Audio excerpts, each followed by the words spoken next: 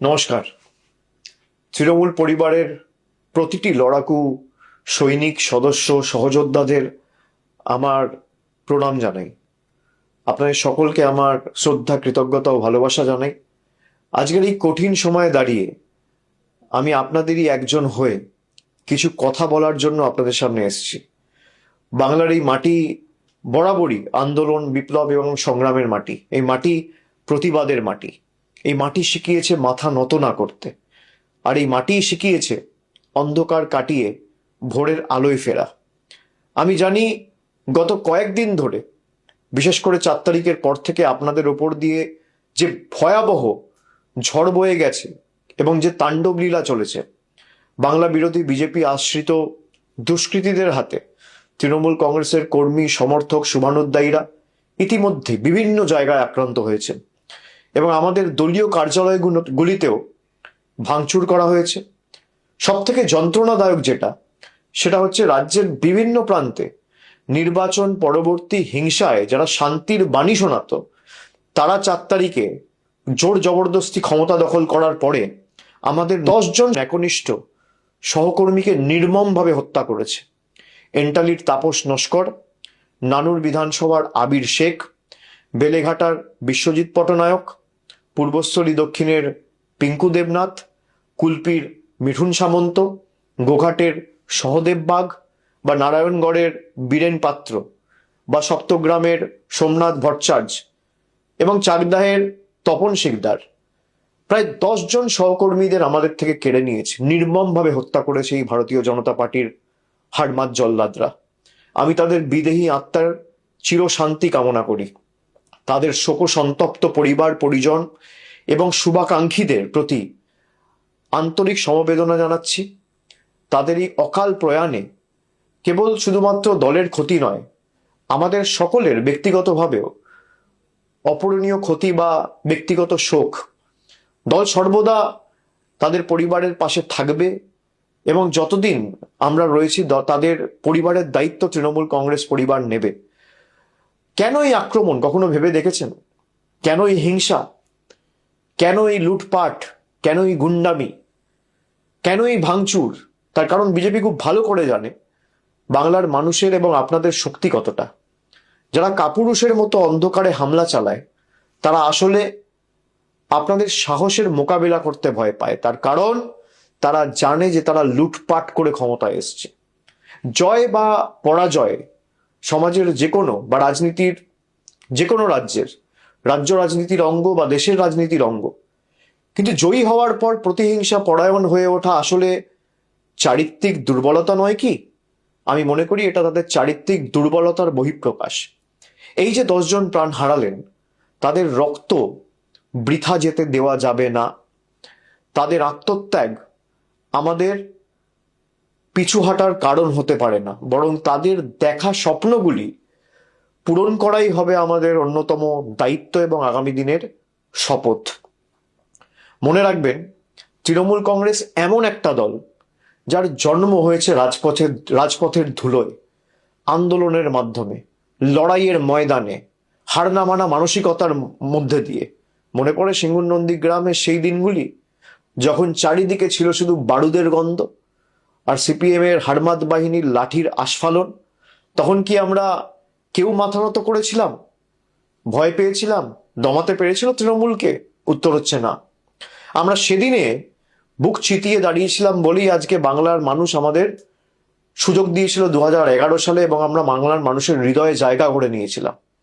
আজকের ওই প্রতিকূল পরিস্থিতিতে অন্য কিছু নয় বা নতুন কিছু নয়, এ হলো এক অগ্নি পরীক্ষা। সোনা যেমন আগুনে পুড়ে খাঁটি হয়, আমাদের সংগঠনকেও, তৃণমূলের সর্বস্তরের সৈনিকদেরকেও এই অগ্নি পরীক্ষার মধ্যে দিয়ে আরো শক্তিশালী হয়ে উঠতে হবে।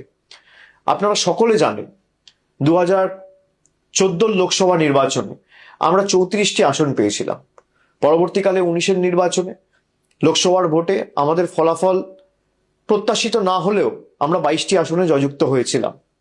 তারপরের যে নির্বাচন 2024 সালে, সেখানে আমরা প্রায় 29টি আসন পেয়েছিলাম। দলের কাজ এবং আপনাদের পরিশ্রমে পুনরায় আমরা হারা আসনগুলো পুনরুদ্ধার করতে পেরেছি।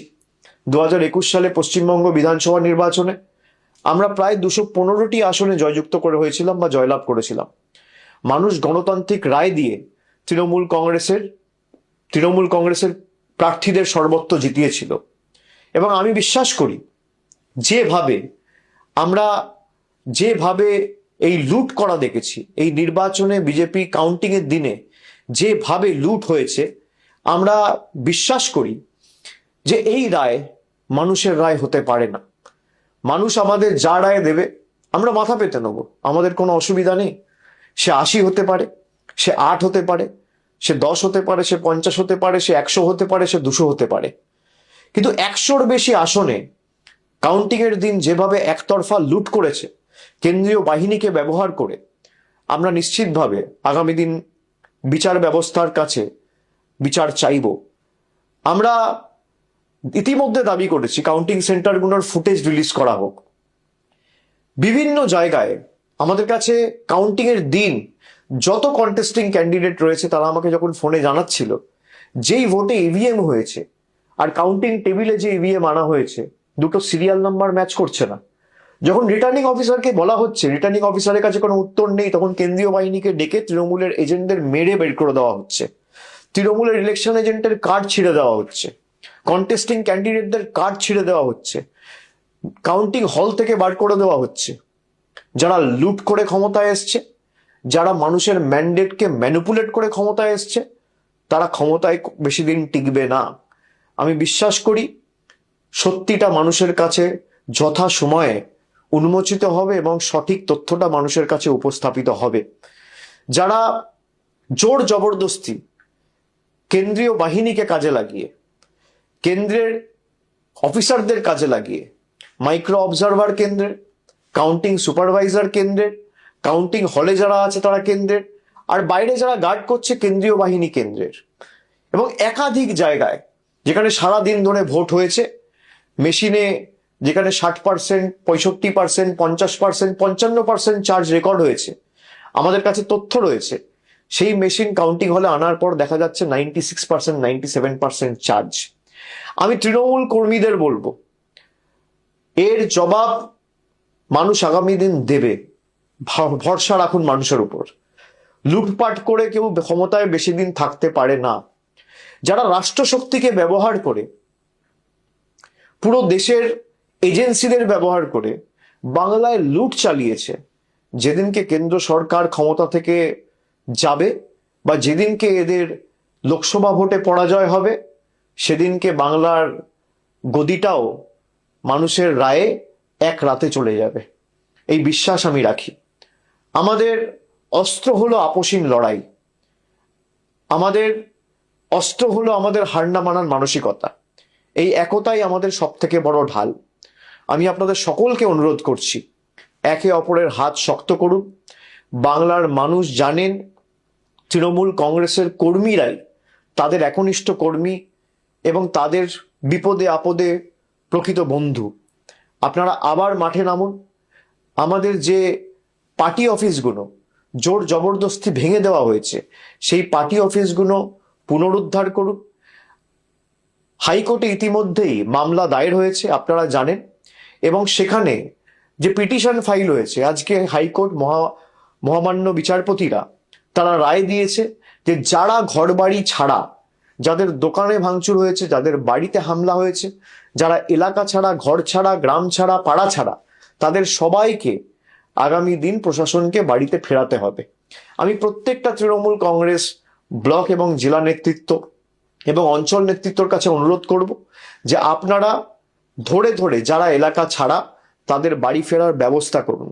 কোথাও যদি কোনো প্রশাসনের আধিকারিকরা আপনাদের সাথে সহযোগিতা না করে, আমাদের সরাসরি জানান, আমরা তাদের বিরুদ্ধে কন্টেম্প্ট মুভ করব।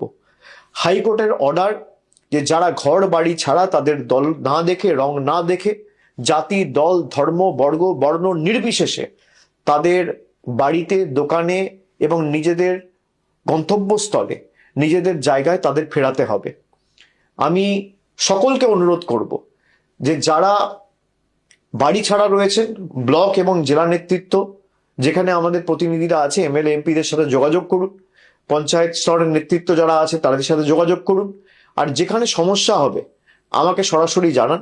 ফেসবুকের মাধ্যমেও আপনারা জানাতে পারেন, এখানে আপনারা কমেন্টের মাধ্যমেও জানাতে পারেন বা মেসেজ করেও জানাতে পারেন। আমাদের দলের তরফ থেকে যতটা আইনি সাহায্য সহযোগিতা করা যায় আমি নিশ্চিতভাবে প্রত্যেকটা তৃণমূল কর্মীর পাশে দাঁড়াবো, যাতে যত দ্রুত সম্ভব আপনারা আপনাদের বাড়িতে, এলাকায়, গ্রামে ফিরতে পারেন। দলীয় সভাগুলিতে একজোট হয়ে আমাদের আগামী দিন কাজ করতে হবে। আমাদের পতাকাটা যখন জোড়া ফুল এবং আমাদের লড়াই সংগ্রামের মধ্যে দিয়ে যখন জন্ম, তখন মাথায় রাখতে হবে আমাদের পতাকাটা আবার সসম্মানে খুব শীঘ্রই আকাশে ওড়ানোর দায়িত্বটা প্রত্যেক তৃণমূল কংগ্রেস কর্মী সমর্থককে নিতে হবে। তখন দেখবেন বাংলা থেকে আতঙ্কের কালো মেঘ সরে গেছে। জেলা সভাপতি ও জেলা নেতৃত্বদের নিয়ে মিটিং, সভার আয়োজন আপনারা করুন, কিন্তু সেখানে কেউ কোনো উস্কানিমূলক কথা বলবেন না, এটা আমাদের কৃষ্টি সংস্কৃতি নয়। আমাদের সভা হবে শান্তির বার্তা, সম্প্রীতির বার্তা, ঐক্যের ডাক দেওয়ার জন্য। দলীয় কর্মীদের বলবো আপনারা শক্ত থাকুন, দল আপনাদের পাশে আছে। আমি গত 10 দিন ধরে সবার সাথে কথা বলে কারা কারা ঘর বাড়ি ছাড়া তার তালিকা তৈরি করে আমরা হাইকোর্টে জমা দিয়েছি। আমি প্রত্যেকের সাথে নিজে কথা বলে যতটুকু পেরেছি, কোন কর্মী কোন অঞ্চলে বাড়ি ছাড়া, কার বাড়িতে আক্রমণ হয়েছে, কার পরিবারের বৃদ্ধ মা বাবার উপর আক্রমণ হয়েছে, তার পুঙ্খানুপুঙ্খ তালিকা আমরা তৈরি করেছি গত 7 দিন 10 দিনে। তৃণমূল ছেড়ে দেওয়ার লোক নয়। মনে রাখবেন, বাংলার মানুষ কোনোদিন অশান্তি পছন্দ করে না। আজ যারা এই তাণ্ডব লীলা চালাচ্ছে, রক্তপাত ঘটাচ্ছে, বাংলার মানুষ একদিন তাদের প্রকৃত শিক্ষা দেবে, এবং সেই দিন বেশি দূর নয়। দেশের আইন আছে, বিচার ব্যবস্থার উপর আমাদের আস্থা আছে, সেখানে আমরা লড়বো। যেমন আজকে হাইকোর্টে লড়েছি, আমরা জেলায় জেলায় আলাদা করে প্রত্যেকটা জেলার জন্য লিগ্যাল টিম গঠন করেছি। আপনাদের আইনি সহায়তা করবে এই টিম। যেখানে যে কর্মী ঘর বাড়ি ছাড়া, জেলা সভাপতিকে, এমপিকে বা সরাসরি আমাকে জানান, কিন্তু রাজনীতির লড়াইটা লড়তে হবে ময়দানে। দলীয় কার্যালয়গুলো পুনরুদ্ধার করতে হবে, সেখানে বসতে হবে, মানুষের পাশে দাঁড়াতে হবে, এবং নতুন করে দলীয় কার্যালয়গুলো খুলে মানুষের পাশে দাঁড়িয়ে আমাদের কর্মসূচি হাতে নিতে হবে। সকল কর্মী সমর্থকদের একজোট করে আপনারা ব্লকে, টাউনে, বিভিন্ন এলাকায়, বিধানসভায় বিজেপির সন্ত্রাসের বিরুদ্ধে আগামী 2-4 দিনের মধ্যে থানায় একটা ইন্টিমেশন জমা দিয়ে প্রতিবাদ মিছিল করুন। আমাদের নেত্রী মমতা বন্দ্যোপাধ্যায় সব সময় একটা কথা বলেন, বিপদের দিনে যে আগে বুক পেতে দাঁড়ায় সেই তো দলের প্রকৃত সৈনিক বা আসল যোদ্ধা। আপনারা সেই যোদ্ধার এবং সেই তৃণমূল দলের সদস্য। আজ যদি আমরা পিছিয়ে যাই বা এক পা পিছপা হই, তবে আমাদের সেই শহীদ ভাইদের আত্মা কোনোদিন শান্তি পাবে না, এবং তাদের এই অকাল প্রাণ যেভাবে বিজেপি কেড়ে নিয়েছে, তাদের জীবন আমরা বৃথা যেতে দেবো না। তারা যে স্বপ্ন দেখেছিলেন একটি সুন্দর, শান্ত এবং সম্প্রীতির বাংলার, সেই স্বপ্নের দায়িত্ব আজকে আমাদের সকলের কাঁধে, আপনাদের কাঁধে। আমরা শীঘ্রই আবার এই বাংলায়, মামাটি মানুষের বাংলায় সত্যি যেদিনকে উন্মোচিত হবে, মানুষ বুঝতে পারবে এবং তৃণমূলই থাকবে। কোনো শক্তি তৃণমূলকে এই গণজোয়ারে রোধ করতে পারবে না। যারা আজ আস্ফালন করছে তাদের মনে রাখা উচিত, গীতায় বাণী রয়েছে, অধর্মের আয়ু বেশি দিন নয়, সত্য আর ন্যায়ের জয় হবেই হবে। আসুন আজ থেকে আমরা শপথ নিই, আমরা লড়াইয়ের ময়দান থেকে পিছুপা হব না। আমরা মাথা উঁচু করে চলব, মানুষের জন্য কাজ করব, মানুষের জন্য লড়ব, বাংলার ঐতিহ্য, সংস্কৃতি এবং কৃষ্টিকে রক্ষা করব, এবং তৃণমূলের প্রত্যেকটি দলীয় কার্যালয় থেকে স্লোগান ওঠাবো, জয় বাংলা গর্বের সাথে বলবো। অন্ধকার যত গভীর হয়, সূর্যোদয় ততটাই নিকটবর্তী হয়। বাংলার বুক থেকে এই অশুভ শক্তিকে দূর করে আমাদের আবার পথে নামতেই হবে সকলকে। আমি শীঘ্রই যেখানে আপনারা ডাকবেন আমি নিশ্চিতভাবে যাব। আমার ঘরের বাইরেও এরা কি অত্যাচার করেছে আপনারা দেখেছেন, সব আমরা দেখেছি। বিজেপির আসল স্বরূপ আমরা দেখেছি। আমার লড়াই বিজেপির সাথে, আপনার লড়াই বিজেপির সাথে, কিন্তু পরিবারের ছোট সন্তান, ছেলে মেয়ে, কাউকে এরা রেয়াত করেনি। এই কৃষ্টি, এই সংস্কৃতি কোনোদিন বাংলার মানুষ দেখেনি। আমি বিচার এবং এর সদুত্তর বিশ্বাস করি মানুষ দেবে, তাই আমি সবকিছু মানুষের উপর ছেড়ে দিচ্ছি। মনে রাখবেন, আমরা সেই দলের কর্মী যারা মৃত্যুকে চোখের সামনে দেখেও কোনোদিন পিছু পা হতে শেখেনি। এই সাময়িক বাধা আমাদের অগ্রযাত্রাকে বা আমাদের লড়াইয়ের মানসিকতাকে স্তব্ধ করতে পারবে না। আপনারা ঐক্যবদ্ধ হয়ে এগিয়ে চলুন, লড়াইয়ে থাকুন। মাঠ আবার আমাদের হবে, মানুষের হৃদয় আমরাই জয় করব। শুভ দিন বাংলায় আসবেই। শুধু ধৈর্যের সঙ্গে আমাদের সকলকে এই লড়াইটা জারি রাখতে হবে। আপনাদের লড়াকু মেজাজ এবং এই স্বৈরাচারী বিজেপির বিরুদ্ধে হার না মানা মানসিকতা, লড়াই করার সেটাই হবে শ্রেষ্ঠ জবাব। আমি সকলকে অনুরোধ করব যে আপনারা আস্তে আস্তে তৃণমূলের পার্টি অফিসগুলো খুলবেন, বসবেন। দলের জেলা স্তরের যারা নেতৃত্ব আছে, আমি সকলকে অনুরোধ করব যে অঞ্চল স্তরে বা ওয়ার্ড স্তরে বা বুথ স্তরে যে কর্মীদের উপর আঘাত হয়েছে, প্রত্যেকটা জায়গায় একটা করে এফআইআর করবেন। এফআইআর যদি না নেয় থানা, তাহলে স্ট্রেট একটা অনলাইন এফআইআর করবেন এবং 48 ঘন্টার মধ্যে ফিজিক্যাল কপি থানায় জমা দেবেন এবং কপিগুলো আমাদের পাঠাবেন। এদের সবার, যারা আজকে বিজেপির কথায় বাংলার কৃষ্টি সংস্কৃতিকে নষ্ট করে বুলডোজার চালিয়ে রবীন্দ্র নজরুলের বাংলাকে উত্তরপ্রদেশ এবং বিহারে পরিণত করার চেষ্টা করেছে, তাদের সবার জবাব বাংলা দেবে, এই বিশ্বাস আমি রাখি। জয় হিন্দ, জয় বাংলা, বন্দে মাতরম।